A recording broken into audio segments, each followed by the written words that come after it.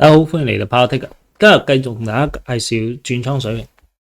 轉倉水平大家知啦，主要係以上沿下沿為主。上沿咧一般係阻力，下沿咧一般係支撐。但係你哋是否有知上沿下沿嘅支撐壓力其實可以互相轉換嘅？比如話喺我哋呢個位置出現咗明顯嘅一個第一次衝擊到我哋呢個上沿呢附近咧，佢回落。咁話明咧上沿呢個位置咧係一個壓力嚟㗎。回落第二次再衝擊嘅時候咧，往往就認為呢個壓力咧更加明顯、更加有效。所以咧呢個都係我哋上沿成為一個壓力嘅呢個明顯嘅一個用法。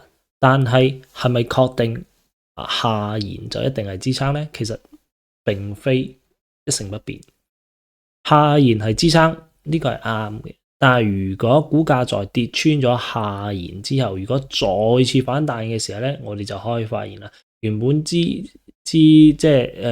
嘅呢個我哋認為嘅呢個支持位咧，其實佢就會有咩咧？由支撐轉阻力因為佢係跌穿嘅，跌穿之後咧，再次想上翻呢個支持位咧，其實就比較艱難啦，所以呢個位置咧又會成為一個阻力亦都成為壓力。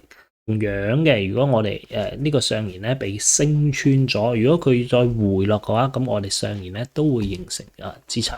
咁呢個咧就係我哋轉倉水平嘅另一種演繹，即係支持阻力之間咧，其實佢係互相轉換嘅。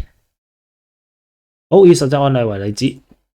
比如阿里巴巴啦，阿里巴巴我哋就可以好清晰，亦都好明確咁睇到啦佢原本係咩咧？升到呢個位置係咪回落，再升到呢個位置？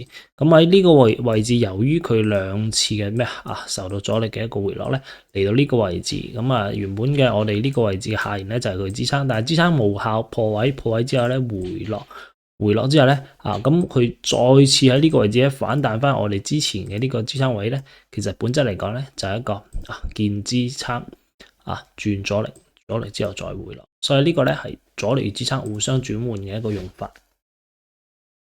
OK，咁今日學習咧嚟到呢度，多謝大家，拜拜。記得訂閱加點讚，即可用專屬鏈接享受額外的迎新優享。